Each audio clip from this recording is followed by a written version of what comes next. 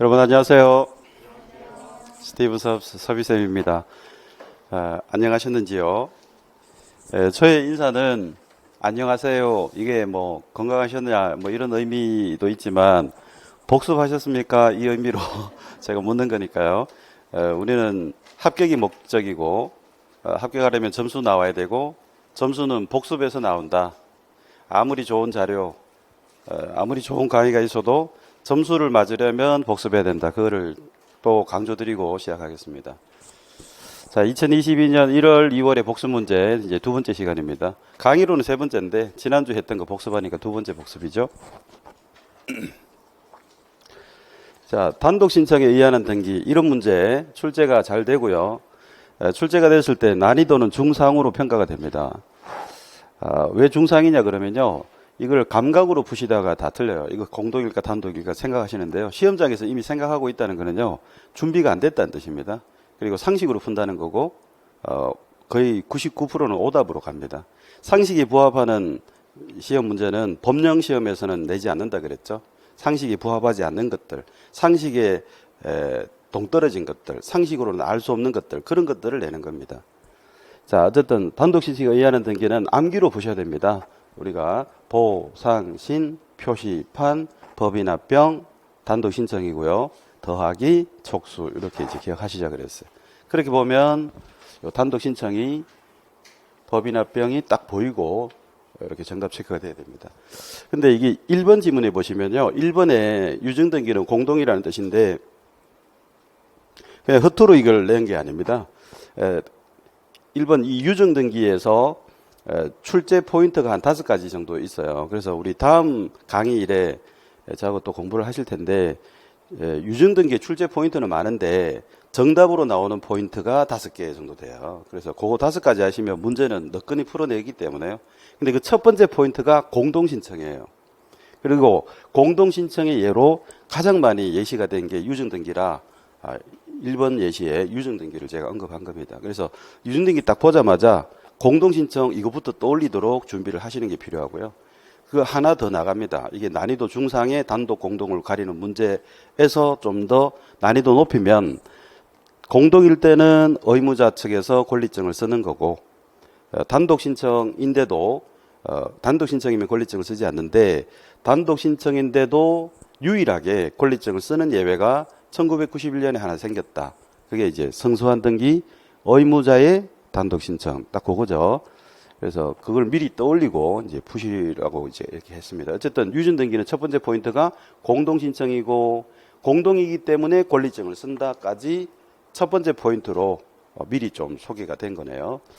자, 2번 문제입니다. 환매 특약 등기의 등기 의무자는 이걸요 용어부터 잘못 쓰시는 분이 굉장히 많거든요. 지금 최근에는 환매 특약 등기가 좀 뜸하게 안 나와서 제가 본 강의 때 그렇게 많이 언급을 하지 않고 있습니다만 작년에 32회 시험에서 환매 특약 등기의 필요적 정보가 대금과 비용이다. 이게 지문으로 나와서 정말 오랜만에 환매 특약 등기가 언급이 됐었거든요. 근데 여기서 잠깐 보시면 환매 특약 등기와 이거를 구별을 못 하시는 분이 있어요.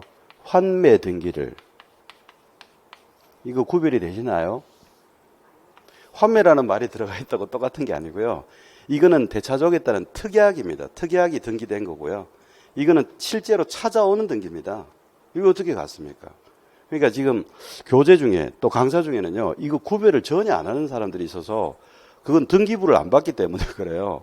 특약 등기는 부기 등기로 들어가고 이건 주 등기로 되는 거라서 다른 등기입니다. 이거는 찾아오겠다는 약속을 등기한 거고 이거는 찾아오는 등기입니다. 어떻게 같은 겁니까 이게? 이거는 특약이고 소유권에 관한 게 아니에요. 그냥 특약이고 이거는 소유권이 되찾아오는 등기입니다. 다른 겁니다. 어쨌든 이 환매 특약 등기 등기의무자가 누구냐 했을 때 요걸 일단 구별하시라는 거고 이 환매 특약 등기 등기의무자라고 하면 뭐가 떠오르셔야 됩니까? 이게 둘 중에 하나겠죠. 그죠? 매매하고 관련되는 거니까. 그러니까 요걸 보셔야 됩니다. 이 환매 특약 등기는요. 소유권 이전 등기와 이 환매 특약 등기가 동시에 진행이 되도록 되어 있습니다. 환매 특약 등기가. 등기를 생략했습니다. 소유권이. 여기 이제 예를 들어서 가배부동산에서 가져오겠다. 주등기로. 그리고 거기 특약이니까 부기등기로 이렇게 들어가거든요. 그러면 소유권 이전 등기는 갑에서 을로 넘어가는 거죠. 갑하고 을 간에. 그리고 특약은 화매 특약은 무슨 약정을 한 겁니까? 을에게서 다시 갑이 되찾아오겠다는 약속을 등기한 거고 실제로 가져오는 거는 이거고요. 나중에 이 특약상의 권리를 환매권을 행사해서 되찾아오는 거는 실제로 되찾아오는 거는 이 환매 등기고 요거는 환매 특약 등기입니다. 요 특약. 실제로 찾아오는 거는 환매 등기. 이제 구별하시라는 거죠. 그럼 보세요. 갑과 을의 위치가 지금 뒤바뀌어 있잖아요. 화살표를 기준으로 보세요. 화살표를 가지고 권리 변동을 나타내면 소유권 이전은 갑에서 을로 이렇게 넘어가는 거고 화살표가 시작하는 부분이 등기 의무자거든요. 그럼 이게 환매 특약부 매매라고 들어가거든요. 원인에. 그러니까 이거 매매니까 이게 매도인이잖아요. 근데 여기 화살표를 보면 이렇게 되는 거지 않습니까? 이렇게. 그럼 여기서는 을에게서 갑으로 되찾아오겠다라고 하는 거니까 이 을을 얘기하시면 되죠. 이게 매수인이 되겠죠. 매매 기준으로 보면 매수인. 그러니까 지금 일부러 화살표를 방향을 똑같이 했어요. 갑에서 을로 넘어가는 게 소유권 이전 등기. 다시 을에서 갑으로 되찾아오겠다는 약속을 환매 특약 등기로 공시하는 건데 방향이 반대잖아요. 그래서 이게 하나 놓고 이렇게 그래도 되지만 이렇게 평면적으로 좀 보려고. 왜 그러냐면 이걸 고정시키라는 거죠. 고정시키라고. 그래서 등기 의무자를 딱 고정시켜 놓고 매매는 갑이 넘겨주는 거고 환매 특약은 을로부터 대가져오겠다는 거니까 을에게서 가져오겠다는 약속이니까 을이 이 자리에 위치하는 거죠. 그러니까 의무자를 고정시킨 거예요. 의무자를. 의무자는 갑, 여기는 을. 자, 그러면 요게 매매, 환매 특약부 매매, 그래서 매매 등기잖아요. 매매 등기는 매도인, 환매는 반대. 이렇게 하시는 게 더 낫습니다. 이렇게 하면 또 헷갈릴 수 있는데, 이렇게 하니까 또 뒤죽박죽 될 수도 있겠네요. 지금 그리고 보니까. 자, 제가 지금 뒤죽박죽이죠? 자, 다시 하겠습니다. 그러면. 색깔로 구별할게요. 이거 지금 제가 하다가 이런 생각이 들었습니다. 이거 나중에 또 헷갈리겠는걸? 이래서 이제 안 헷갈리도록 한번 그려볼게요, 제가. 자, 여기 이제 부기 등기인데요. 갑하고 을 간의 얘기잖아요, 지금. 요렇게. 그럼 요게 매매 등기입니다. 여기 매매, 환매 특약이 붙어 있는 매매. 그래서 환매 특약부 매매라고 원인에 적히거든요. 그럼 매매니까 지금 얘가 의무자입니다. 갑. 요렇게. 2번 색깔로 좀 그려볼게요. 2번은 요거 요렇게. 이쪽이 등기 의무자. 그러면 일단 기본되는 게 매매니까 얘는 매도인이라고 일단 고정을 시켜 놓죠. 매도인. 얘는 매수인에서 매매 등기의 의무자는 매도인. 갑에게서 넘어가는 등기다. 자, 이제 색깔로 구별하면 더 낫지 않을까 싶은데, 자, 이것도 아예 바꿔버리죠.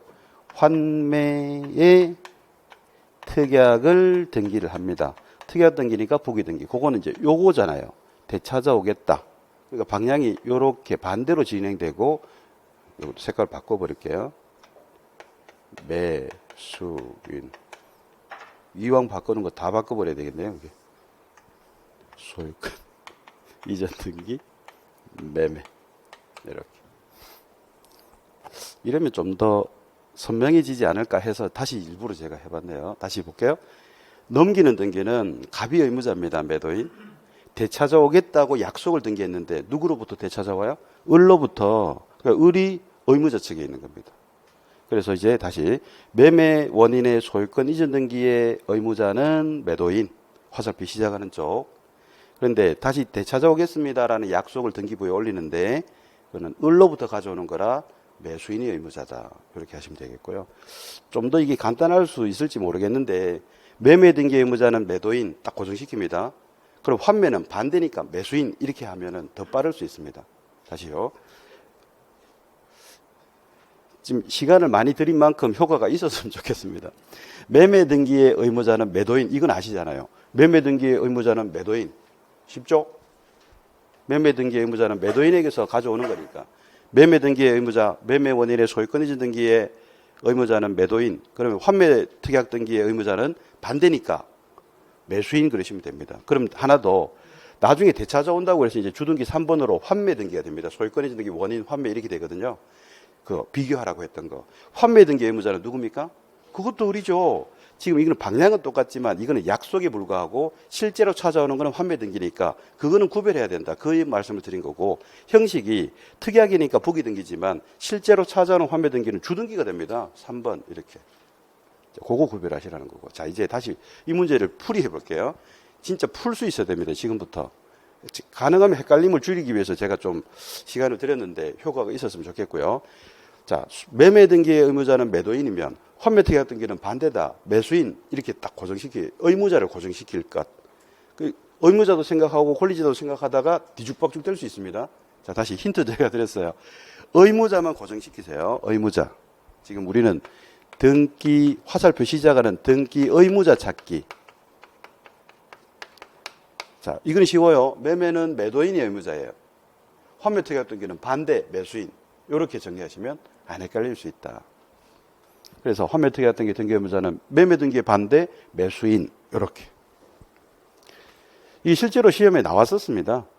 환매 특약 등기 등기 의무자는 매도인인지 매수인인지 이거 가지고 출제를 한 몇 번 했는데 치고 나서 항상 하시는 얘기가 굉장히 헷갈리더라. 제가 일부러 좀 시간을 끌었습니다. 한 번만 더요. 매매 등기 의무자 매도인인 거 쉬워요. 환매 특약 등기는 반대야 매수인. 이렇게 정리하시면 깔끔할 것 같습니다.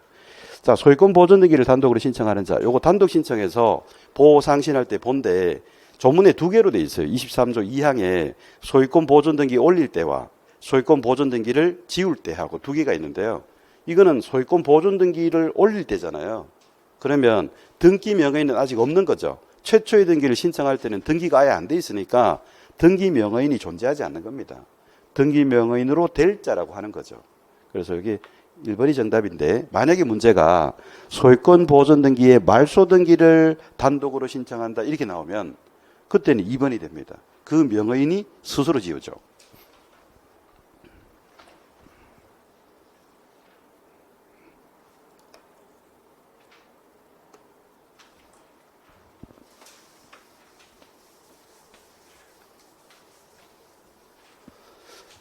여러분이 이제 자투리 시간을 활용하실 때 복습하시라고 했는데요.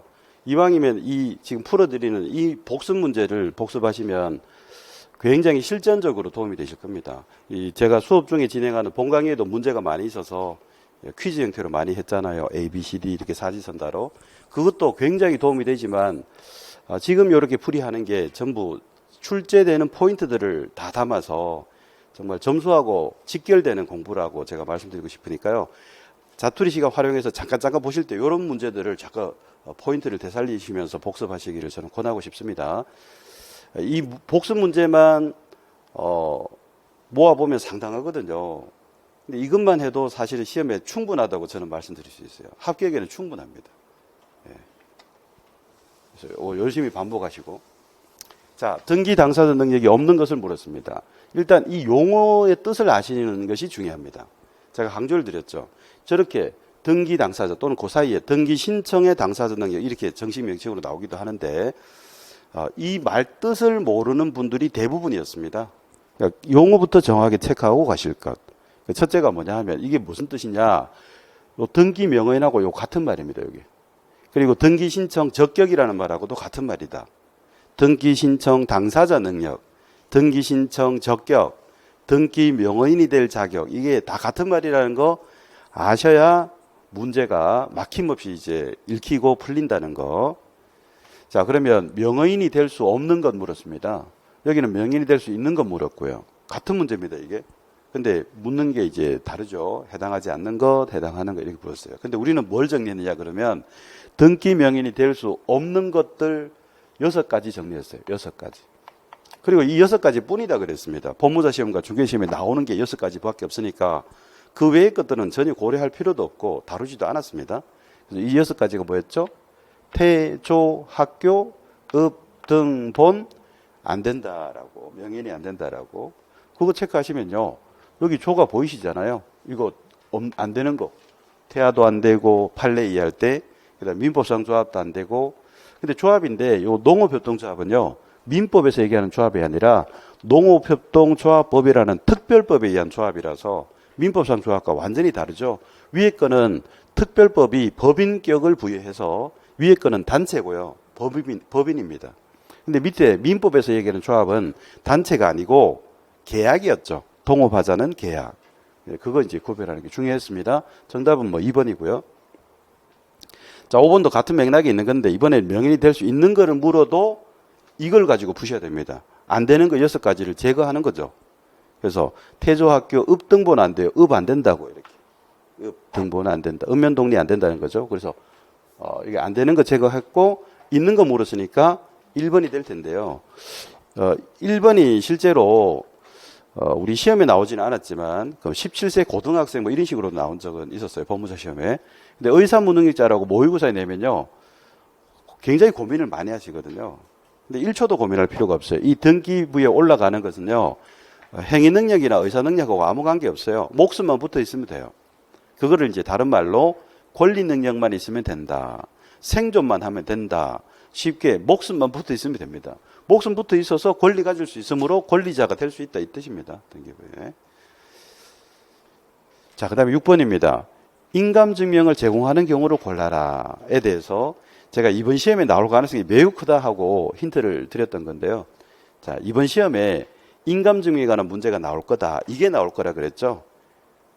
등기 권리증이 없어졌을 때 구제된다 그랬어요. 재발급이 아니라 구제되는데 구제되는 수단 확인조서, 확인서면, 공증서면 이 3개 중에 무엇을 동원해서 구제되든 인감증명을 제출하는 걸로 통일시키는 개정을 했었고 2019년 1월 1일자부터 시행하고 있는데 우리 중개사 시험에서만 안 나왔기 때문에 이번 33회 시험에 나올 가능성은 매우 크다. 이렇게 제가 소개해드렸잖아요.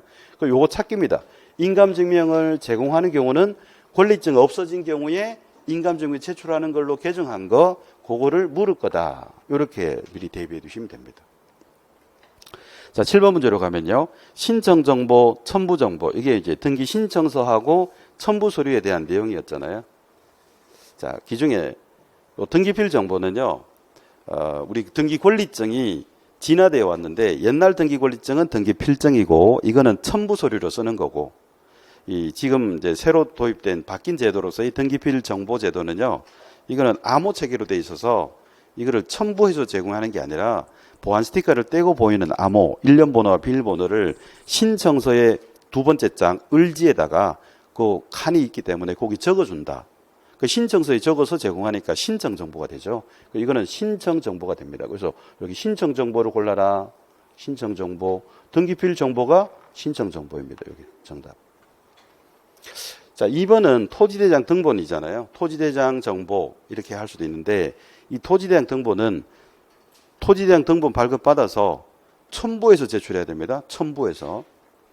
근데 이게 간단해 보이지만 우리 시험에 출제가 된 겁니다. 대장 등본이 첨부하는 정보다 이렇게 냈는데요. 문제가 이렇게 나왔었어요. 25회 때 다음 중 신청 정보가 아닌 것을 골라라 해서 대장 정보가 정답이었습니다. 대장 등본은 첨부하는 거지 신청서에 옮겨 적는 게 아니잖아요. 자, 그거.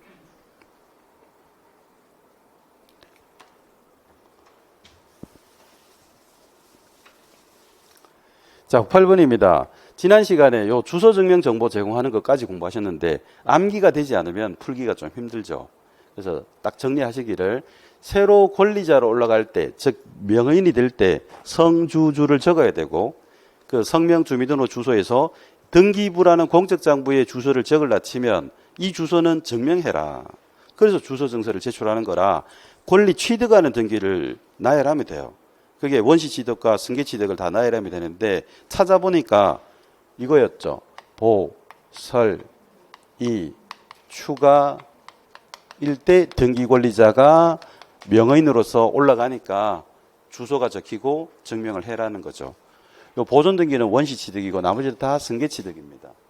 요게 설정적 승계 취득, 이전적 승계 취득, 요것도 권리자가 추가되는 것도 이전적 승계 취득인데 요게 성질은 지분의 이전이지만 우리 등기 형식이 요건 이전 등기인데 반해서 요거는 변경 등기로 공시가 되기 때문에 종류가 달라서 이렇게 나열을 한 겁니다. 이게 다 승계 취득입니다.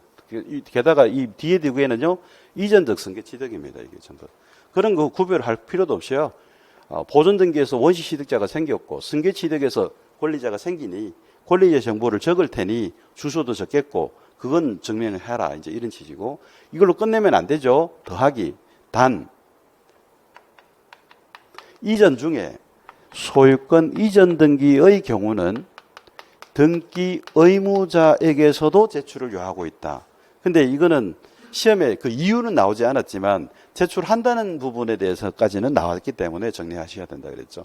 요거 매매할 때, 매매로 생각하시면 매매할 때 의무자 매도인도 권리증, 인감증명 외에 주민등록 등초본 제출하거든요. 이사를 갔으면 초본, 이사 안 갔으면 등본도 상관없고, 뭐 그건 실무적인 얘기고요. 어쨌든 그 주소 증서를 왜 제출하느냐? 이 사람 납세지를 새로 증명할 필요가 있어서 그렇다. 근데 그 이유는 시험에서 나온 적이 없기 때문에 뭐 그냥 참고로 하시면 되고요. 어쨌든 이 부분은 열심히 외워두셔야 됩니다. 외워서 풀 수 있는 문제로 이미 출제했고 출제할 가능성이 또 있어요. 그래서 제가 지난번에 말씀드렸던 거. 그래서 주소 증서를 제공하는 경우를 골라라 그러면 이걸 찾는 겁니다. 보존 등기, 설정 등기, 이전 등기, 권리자를 추구하는 변경 등기가 나오는지, 그리고 소유권 이전 등기에서 의무자, 매도인을 얘기하는지 그거 보시면 되는데 뭐가 보이세요? 여기 설 보이죠? 설. 요거 보고 보설이의 설이구나 하고 체크하시면 되고, 제공하지 않는 경우를 골라라 그러면요 여기 없는 등기를 고르시면 되고, 그때는 말소 등기는 없으니까 정답이겠다 이렇게 체크하시면 되겠고요. 자, 9번입니다. 토지거래 허가증을 제공하는 경우, 지난번에 이제 농지증, 허가증 그것도 같이 공부하셨는데, 농지증하고 그 허가증은 거의 해마다는 아니지만 이렇게 틈틈이 이렇게 나오고 있기 때문에 정리는 하고 가실 필요가 분명히 있는 부분이에요. 그중에 이 토지거래 허가증을 제공하는 경우는 제공하는 경우 6가지, 제공하지 않는 경우 여러 가지 중에 국진시상무 이렇게 정리를 했었어요. 자, 제공하는 경우는 6가지, 그게 뭐였느냐 하면 토지거래 허가구역에서 유상계약으로서 소유권과 지상권의 설정 이전의 계약, 가등기 포함 이렇게 정리가 되는 건데, 그렇게 나열하기만 하다가는 문제에 빠른 대처를 못하니까 제가 나열해 드렸죠. 이렇게 쭉 나열해 드렸어요. 종류를요. 그게 이제 소유권의 설정 자체가 없으니까 소유권 이전 등기와 그 가등기, 지상권은 설정 이전이 다 있으니까요. 지상권 설정 등기와 그 가등기, 지상권 이전 등기와 그 가등기에서 총 6가지. 이 6가지 뿐입니다. 그래서 허가증 제공하는 경우 그러면 지상권 설정 요거는 해당하지 않습니까? 여기 보이셔야 됩니다. 1번 지문도 한번 보시면요. 제공하는 경우로 물었으니까 2번이지만 제공하지 않는 경우 이렇게도 출제가 됩니다. 제 요약지 필수서에서 그 대표 문제로 소개한 그 퀴즈 형태로 소개한 문제에서는 요거 X하는 문제였죠. X. 임차권이 왜 나와? 뭐 이런 식으로 실제로 출제가 됐었어요. 임차권하고 허가하고는 아무 관계 없거든요, 이게. 자, 10번입니다. 전자신청에 대해서는 최근에 비중이 낮아졌지만 이건 보고 가자라고 제가 말씀을 드렸어요. 왜냐하면 개정이 됐거든요. 한 3년 전에 개정이 됐는데 법과목 시험에서 개정 부분은 필수 정리입니다. 선택이 절대 아니에요. 항상 출제자가 가장 먼저 고려하는 게 법과목 출제위원들은요. 개정 부분을 민감하게 보고 있나를 확인하기 위해서 항상 영순위로 고려해요. 그러니까 무조건 보고 가셔야 돼요. 이게 출제 비중이 높은 곳이든 낮은 곳이든 일단은 개정은 먼저 보고 가셔야 됩니다. 법과목은 항상 그래 왔습니다. 제가 사법시험 준비할 때부터 늘 그게 우선 고려가 되더라고요. 그래서 요게 전자신청이 최근에 비중이 많이 떨어졌습니다만 그래도 개정이 있었기 때문에 보고 가는 게 뭐냐 하면 전자신청을 할 때 이 수수료를 전자결제합니다. 그래서 첨부할 거 전자적으로 다 첨부하고 수수료 결제하고 나서 7일 이내에 송신하라고 돼 있었던 거를 2배 길게 개정해 줬거든요. 14일 이내로. 그래서 요거는 꼭 보고 가자 하면서 제가 개정 내용 체크하는 차원에서 말씀드렸던 그런 부분이었습니다. 자, 복습이 되셨는지 모르겠습니다. 거듭 말씀드리지만 지금 몇 개 맞췄는가는 절대 중요하지 않습니다. 이런 데 민감하지 마시고 복습하는 그게 중요하기 때문에요. 복습하시면서 내가 어느 부분에 지금 정리를 놓치고 있나를 반드시 체크하신다면 실전에 강해야 진짜 강한 겁니다. 모의고사는 많이 틀릴수록 우리한테 이게 도움이 되는 거고 약이 되는 거니까 그렇게 생각하시고 지금 점수에 연연하지 마시고요. 이 부분의 포인트를 놓치지 않는 그런 복습을 제가 계속 강조드리고 싶습니다. 자, 10분 쉬셨다가 정식 강의 시작하겠습니다.